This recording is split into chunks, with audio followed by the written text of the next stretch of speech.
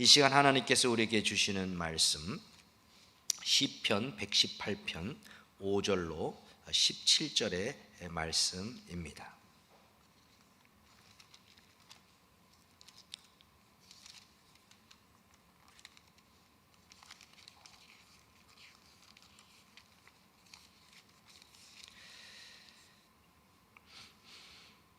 마지막 17절 함께 봉독하겠습니다. 내가 죽지 않고 살아서 여호와께서 하시는 일을 선포하리로다. 아멘. 본문의 말씀으로 내 편 되신 하나님 하는 제목으로 말씀 증거하겠습니다. 영국을 해가 지지 않는 나라라고 부르는데요, 그 해가 지지 않는 나라로 만든 분은 빅토리아 여왕입니다. 빅토리아 여왕은 왕위에 오르는 그 즉위식에서 성경을 펼쳐놓고 무릎을 꿇고 하나님 앞에 이렇게 기도합니다. 하나님, 제가 영국의 왕이 되면 하나님의 말씀대로 통치하게 하여 주시옵소서. 그녀는 64년 동안 왕위에 있으면서 자신이 그렇게 기도한 대로 하나님 말씀대로 하나님 말씀을 중심으로 그 영국을 다스린 나머지 그렇게 해가 지지 않는 나라로 만들었던 것입니다.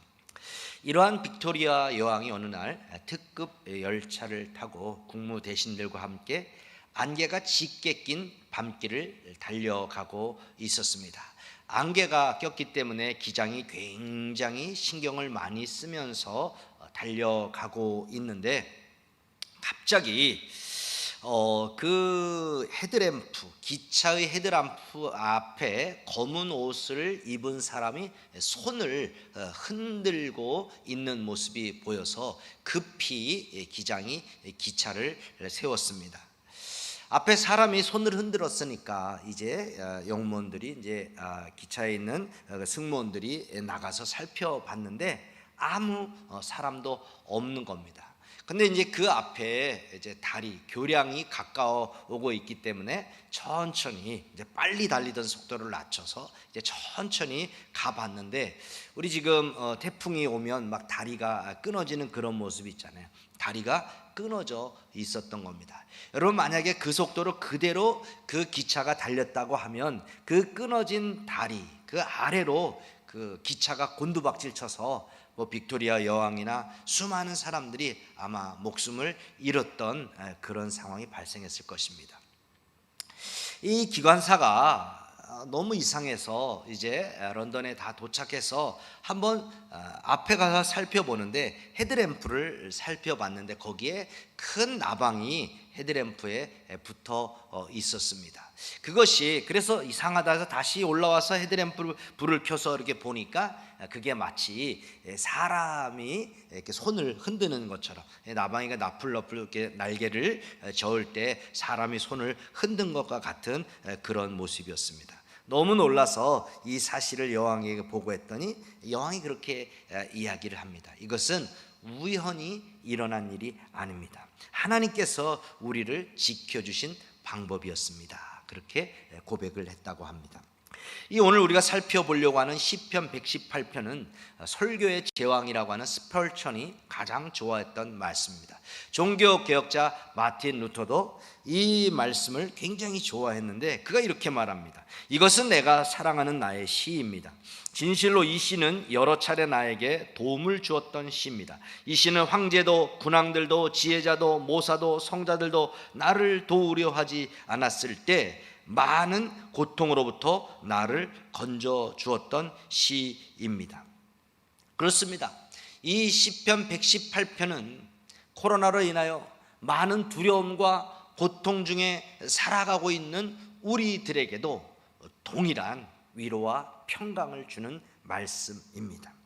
특별히 하나님의 편 모든 자들을 도우시는 그 하나님의 능력에 대하여 오늘 시편 118편은 말해주고 있습니다. 그래서 이 본문의 저자인 다윗은 하나님은 나의 편이시다, 내 편 되신 하나님을 고백하고 있습니다.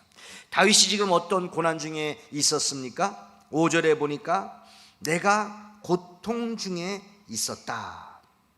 7절에서는 그를 미워하는 자들이 많았다. 자, 사람은 누구나 사랑받고 싶고 인정받고 싶은데 그게 본능 아닙니까? 근데 자기를 미워하는 사람이 지금 많습니다.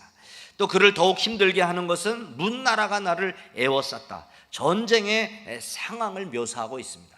전쟁이 벌어진 것도 힘든데 많은 나라들이 그를 애워싸고 있어요.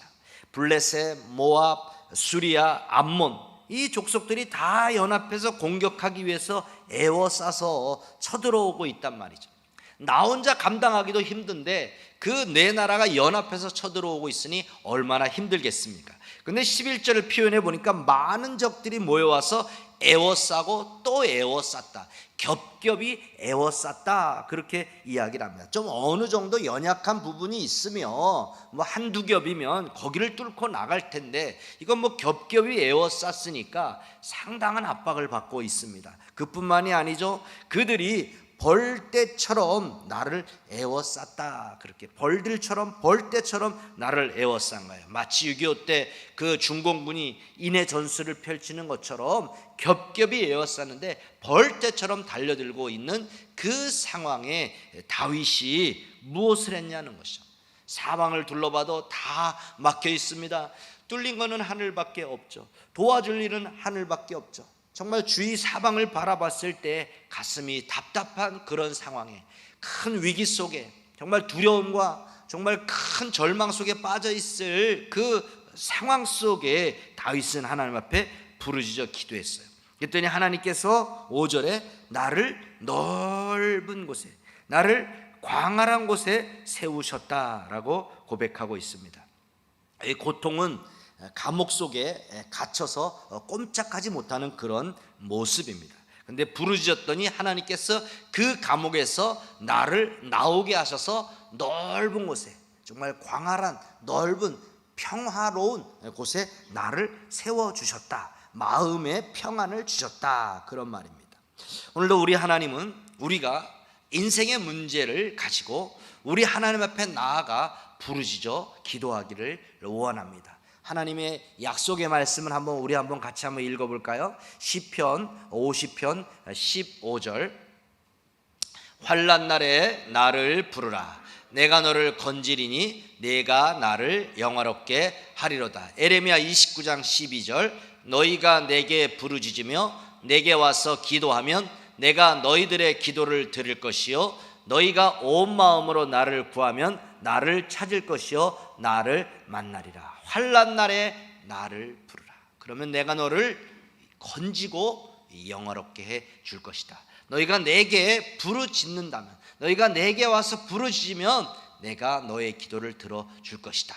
온 마음으로 너가 나를 부르면 찾고 만나게 될 것이다. 마치 우리 주님께서 구하라 그러면 너에게 주실 것이요 찾으라 그러면 찾을 것이요 문을 두드려라 그러면 너에게 열릴 것이다 라고 말씀한 것과 인용한 것과 같은 그 말씀입니다. 이 코로나 이때 정말 여러 가지 근심, 걱정, 두려움, 염려 속에 있는 여러분들이 하나님 앞에 나아가 부르짖어 기도하시기를 바랍니다. 고아의 아버지로 불리는 조지 뮬러 목사가 애슐리 다운에서 고아원을 운영할 때의 일입니다. 어느 추운 겨울날 갑자기 고아원에 보일러가 고장이 났습니다. 보일러를 고치려면 일주일 정도 걸려야 되기 때문에 이 고아원에 비상이 걸렸습니다. 더더군다나 그 보일러가 고장났는데 아주 어린 그 유아들이 있는 그 방까지 보일러가 고장이 난 겁니다. 어떻게 해야 되나 그 발을 동동 구르면서 찾아온 그 직원의 말을 뒤로 하고 이 조지 밀러 목사님이 성경책을 옆에 낀 채 이제 성전을 향해 걸어가서 성경책을 펴놓고 하나님 앞에 기도하는 것이죠. 날씨를 주장하시는 하나님 아버지, 이 어린 아이들은 하나님께서 내게 맡겨주신 생명들입니다. 이 어린 생명들의 아버지는 하나님이시고 저는 원장일 뿐입니다. 시간과 때를 주장하시는 하나님께서 일주일 동안 봄날씨로 변화시켜 주시옵소서 하고 그렇게 기도했는데 그가 기도하자 갑자기 동풍이 붑니다. 영국 전체가 봄날씨로 바뀌었습니다.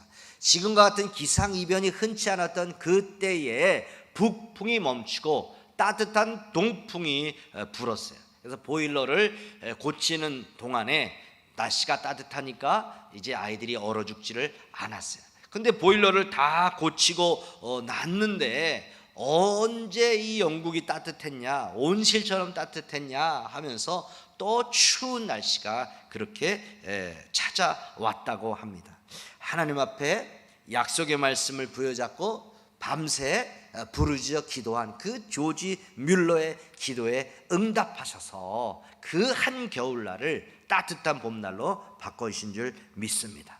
여러분도 지금 하나님 앞에 이 약속의 말씀을 부여잡고 주 앞에 나아가 기도하며 하나님께서 여러분의 기도를 들어 응답해 주실 줄 믿습니다. 제가 계속해서 기도에 대해서 말하고 있습니다. 염려하지 말고 염려 상자를 만들고 감사함으로 너희 구할 것을 하나님 앞에 아뢰라 라고 했습니다. 지난주엔 야베스의 기도를 말하면서 내게 복의 복을 더해주시고 나의 지경을 넓히시고 주의 손으로 도와주셔서 환난에서 벗어나 근심이 없게 해달라고 기도하라고 했습니다. 기도 오늘도 기도입니다. 근데 여러분이 정말 기도하셨습니까? 아, 목사님 은혜 됐습니다. 아, 목사님 설교 잘하시네. 오늘은 좀 준비가 부족하시네. 왜 이렇게 열을 내시나? 평가만 하지 마시고 좋다라고 설교 유희하지 마시고 진정으로 기도하는 자리에 나아가시기를 바랍니다. 설교만 듣고 거기서 끝내지 마시고 염려 상자 이야기가 나오면 아, 내가 정말 염려 상자를 만들어야 되겠다. 한번 핸드폰에 염려 폴더를 만들어서 내가 거기다가 염려거리가 있으면 다 한번 저장을 시켜야 되겠다. 야베스 기도를 부르짖어 야베스 기도를 말씀하셨네. 근데 어떤 분은 야베스 기도 액자를 바로 사가지고 자기의 집에 놓고 또 좋아하는 또 옆에 성도에게도 선물을 했다고 합니다. 너무너무 감사를 드리죠. 아무쪼록 제가 노파심의 말씀을 드리는데 정말 여러분이 골방을 찾아서 여러분이 차로 가시든지 아니면 운동을 하면서 걸어서 기도를 하시든지 아니면 여러분의 방에 그렇게 아니면 여러분의 베란다가 골방 같으면 베란다로 가셔서라도 새벽이 그 시간이면 새벽이라 할지라도 정말 여러분이 하나님 앞에 나아가 그렇게 기도하는 기도를 실천하는 그런 여러분이 되기를 원합니다. 두 번째, 고난 중에 기도한 다윗이 또 어떻게 고백합니까? 6절과 7절 우리 한번 같이 봉독하겠습니다. 읽겠습니다. 자, PPT 시작. 여호와께 피하는 것이 사람을 신뢰하는 것보다 나으며 여호와께 피하는 것이 고관들을 신뢰하는 것보다 나았다. 자, 피하라. 누구에게? 하나님께 피하라. 사람을 신뢰하는 것보다 낫고 높은 지위에 있는 권력을 가진 고관들을 신뢰하는 것보다 낫다. 자, 여기 지금 하나님이 내 편이다. 이게 지금 다윗의 인생을 압축해서 말하고 있습니다. 자, 여러분 다윗의 인생을 볼 때 다윗이 처음 역사의 무대에 등장하게 된 것은 골리앗과의 싸움의 현장입니다. 자, 우리 함께 한번 여러분의 성경으로 사무엘상 17장 33절을 한번 찾아보겠습니다.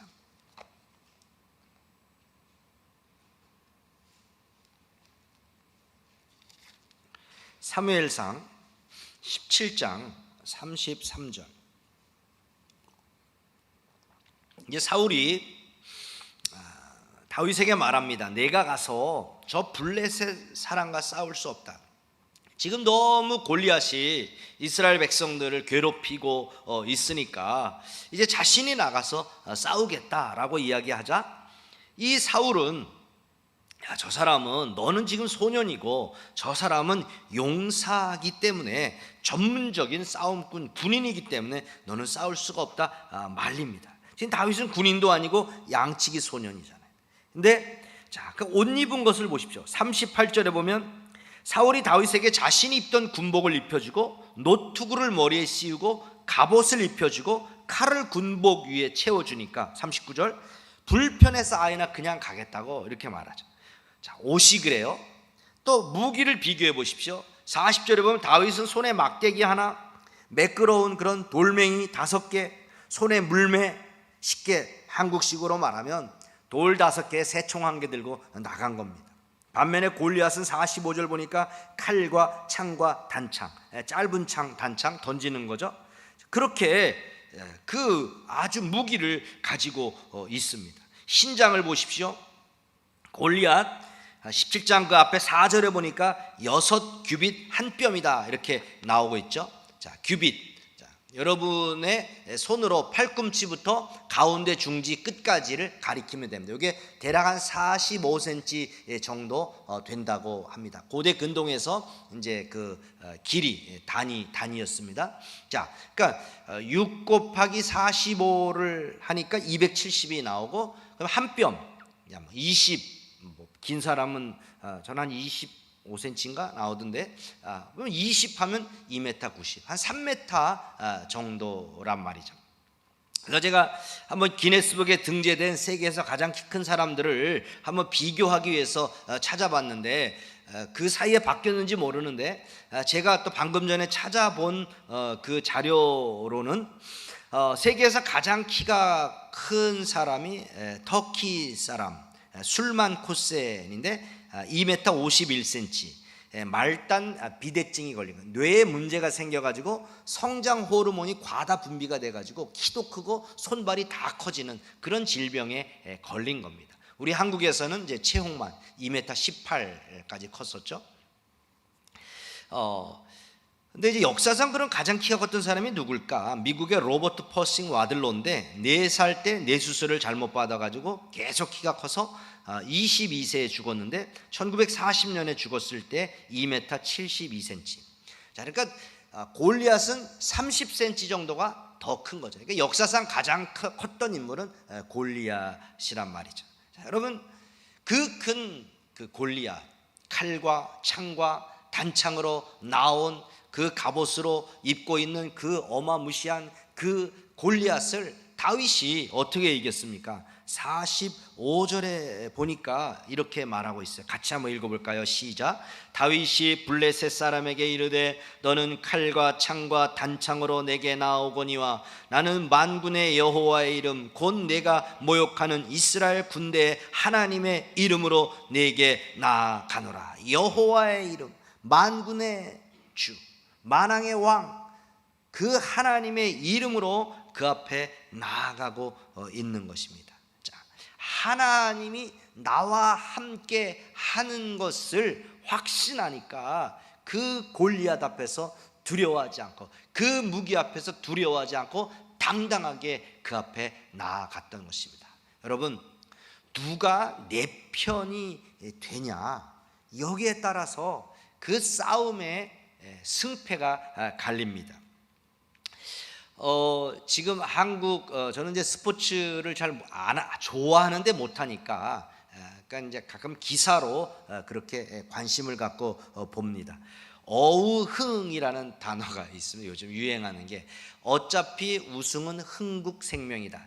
김연경이가 여자 배구의 흥국생명에 들어오다 보니까 이제 이재영, 이다영 그 자매가, 이다영 세타가 흥국생명으로 감으로 말미암아 이번에 이제 코보컵 제천에서 열렸는데, 그건 뭐 싸우나 마나 뭐 우승은 흥국생명이다. 왜냐하면 결승까지 무실점 세트로 승승장구하고 왔어요. 어차피 흥국생명이 우승이다, 김연경 때문에. 근데 어제 그 LG 칼텍스가 3대0으로 완전히 이겨버렸습니다. 그래서 너무너무 잘 됐는데요. 근데 독주하는 것보다는 경쟁하는 게 좋잖아요. 그러니까 사람들도 김연경 때문에 KBS 2에서 처음으로 방영을 하고요. 그러니까 김연경이를 데려가고 싶어서 난리였던 거죠. 정치판에서는 누구예요? 지금 국민의힘, 전신 미래통합당은 안철수를 어떻게 하든지 끌어가려고 하잖아요. 서울시장 후보로 끌고 가려고 하는, 야당에서는 또 여당에서는 또 못 오게 하려고 하는, 정치판에서도 그렇고 스포츠에서도 그렇고 동네 애들끼리 뭘 이렇게 놀이에서도 그렇고, 좀 잘하는 사람, 힘 있는 사람, 괜찮은 사람을 내 편으로 삼으려고 하는데, 만군의 주 여호와 하나님, 그 하나님이 여러분의 하나님, 여러분의 편이 되어 주신다고 하는데, 여러분 무엇을 두려워하십니까? 이것을 확신하시고 앞을 향해 나아가시길 바랍니다. 하나님이 약속하는 게 있어요. 나는 너의 하나님이다. 너는 나의 백성이다. 근데 내가 너와 함께 할 것이다. 세상 끝날까지 함께 할 것이다 그럽니다. 그래서 다윗이 시편 27편 1절에서도 이렇게 고백하죠. 여호와는 나의 빛이요 나의 구원이시니 내가 누구를 무서워 내가 누구를 두려워하리요. 여호와는 내 생명의 능력이시니 내가 누구를 무서워하리요. 이렇게 고백을 하였습니다. 한마디로 하나님은 내 편이시다. 자, 우리 옆 사람에게 한번 가르쳐 주세요. 하나님이 당신 편이래요. 야, 하나님이 네 편이야. 하나님이 당신 편이래요. 2차 세계대전 당시 독일군이 노르웨이까지 공격을 했어요. 목사님이 신방을 갔는데 비행기가 떠다니면서 막 공습하고 이러니까 집에를 가지 못하고 그 신방간 그 집에서 자게 되었어요.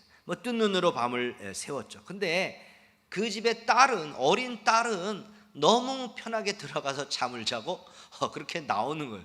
얘야, 너 무섭지 않니? 이 전쟁 상황 속에 무섭지가 않아. 그러니까 이 애가 하나님께서 안 주무시고 나를 지키시는데 저까지 안 잘 필요가 있나요? 그렇게 이야기를 했다고 합니다. 여러분의 하나님은 여러분의 편이 되어주셔서 잠잘 때도 여러분이 길을 갈 때도 앉았을 때에도 언제 어느 때는 지켜주는 줄 믿습니다. 자, 마지막 이제 다윗의 고백입니다. 하나님이 내 편이 되시면 기도가 응답이 되고 두려움이 없어지기에 또 8절 9절에서 이렇게 고백을 합니다. 같이 봉독합니다. 시작. 여호와께 피하는 것이 신뢰하는 것보다 나으며 여호와께 피하는 것이 고관들을 신뢰하는 것보다 낫도다. 아까 6, 7절을 읽었어야 되는데 두 번째에 여호와는 내 편이시니라. 여호와께서 내 편이서 나를 돕는 중에 계시니. 아까 6, 7절을 읽었어야 되는데 이걸 읽었습니다. 자, 여기 지금 낫다라는 이 말은 이제 토부입니다. 하나님께서 천지를 창조하시고 보기에 심히 좋았더라. 이 좋았더라라는 말이 토부입니다. 가장 좋은 상태, 최고의 최선의 상태를 말할 때 여기 낫다를 말하는 거죠. 그러니까 하나님께 피하는 것이 최고로 좋다. 사람을 신뢰하는 것보다 또 하나님께 나아가는 것이 사람에게 나아가는 것보다 사람을 의지하는 고관들, 권력을 가진 사람들을 의지하는 것보다 하나님께 나아가 하나님을 의지하는 것이 최고다, 가장 좋다, 그 얘기를 하고 있는 겁니다. 근데 그 하나님이 어떤 분이냐?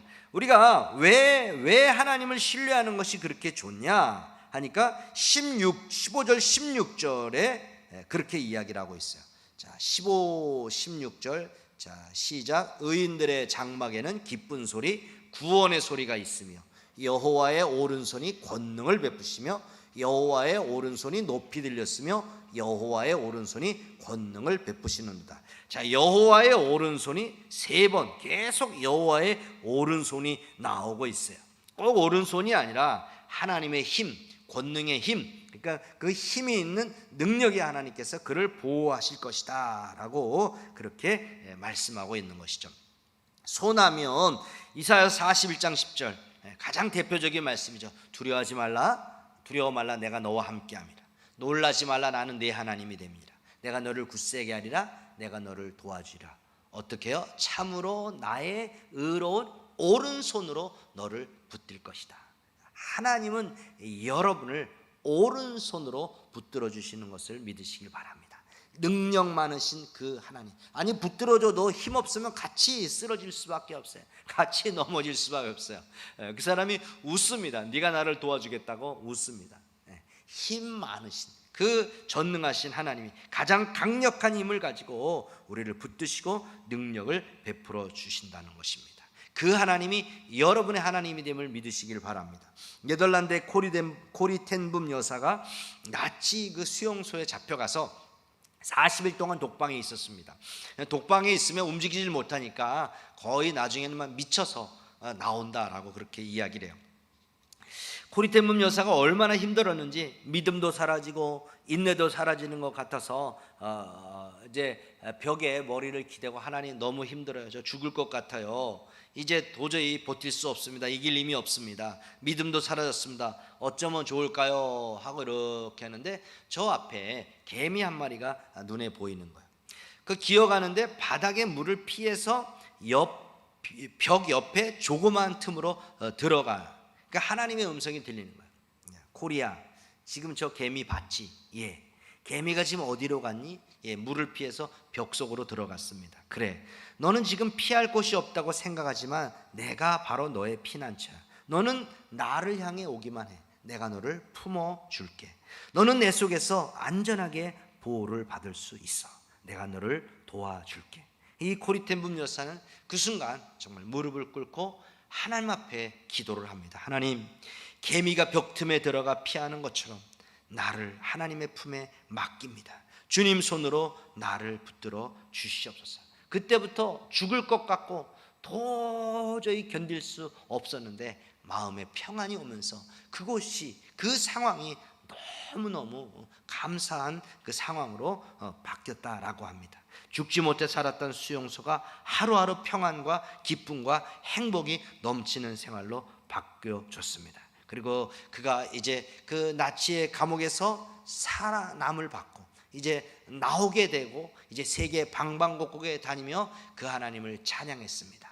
시편 118편 17절과 같이 고백을 한 것이죠. 같이 봉독합니다. 내가 죽지 않고 살아서 여호와께서 하시는 일을 선포하리로다. 내가 죽지 않고 살아서 여호와께서 하시는 일을 선포하고 있습니다. 저도 김해에서 언젠가 말씀을 드렸지만 그 상가의 교회를 할 때에 제가 가장 저에게 힘이 됐던, 내가 의지했던 말씀이 바로 이 말씀입니다. 내가 죽지 않고 살아서 여호와께서 하시는 말씀을, 하시는 일을 선포하리로다. 하나님, 개척교회의 상황이 힘들지만 하나님, 내가 여기서 포기하지 않겠습니다. 내가 여기서 뒤로 물러나지 않겠습니다. 중단하지 않겠습니다. 내가 정말로 여기서 개척교회를 성공함으로 말미암아 이제 하나님께서 나를 이렇게 축복해 주셨다고, 또 이제 많은 후배들이 또 개척하면서 목회를 하면서 나아갈 것인데 내가 이렇게 목회했노라고 저들에게 고백하겠습니다. 아버지, 나를 살려주십시오. 나를 붙들어 주십시오. 내가 죽지 않고 살아서 여호와께서 하시는 일을 선포하겠습니다. 제가 붙들고 달려왔던 말씀입니다. 코로나로 인하여 정말 상상하지 못했던 일이 우리 가운데 벌어지고 있습니다. 사랑하는 여러분, 긴 인생길, 짧다면 짧지만 긴 인생길 가운데 여러 문제들이 여러분 가운데 발생할 것입니다. 예상했던 문제, 예상치 못한 문제, 작은 문제, 큰 문제, 정말 상상하지 못했던, 정말 기대하지 않았던 그런 문제들이 여러분 앞에 올 것입니다. 그러나 그때 여러분, 사람에게 피하지 마십시오. 여러분의 방법을 쓰지 마십시오. 너는 마음을 다해 여호와를 의뢰하고 내 명철을 의지하지 말라. 너는 범사액을 인정하라. 그리하면 내 길을 지도하시리라 했어요. 하나님 앞에 나아가십시오. 하나님 앞에 의뢰하십시오. 하나님 어떻게 할까요? 도와주세요. 하나님을 의뢰하면서, 의지하면서 인정하고 나아가면 하나님이 여러분의 편이 되어질 줄 믿습니다. 여러분을 오른손, 권능의 손으로 여러분을 붙들고 때로는 여러분을 그냥 훌쩍 안아서 반대편으로 여러분을 넘겨주실 수도 있고요, 여러분을 그냥 꼭 안고 계실 수도 있고 번쩍 들을 수도 있고, 아니면 하나님이 그냥 납작 엎드려서 그 위로 위험한 순간이 지나가도록 할 수도 있고요. 사랑하는 여러분, 오늘도 하나님은 살아 계십니다. 내가 내 편 되신 하나님을 믿으시고 그 하나님을 믿고 내가 죽지 않고 살아서 여호와께서 하시는 일을 온 만방에 다니며 평생 간증하는 간증의 주인공이 되겠다고 고백하고 다짐하는 여러분 되시기를 바라겠습니다.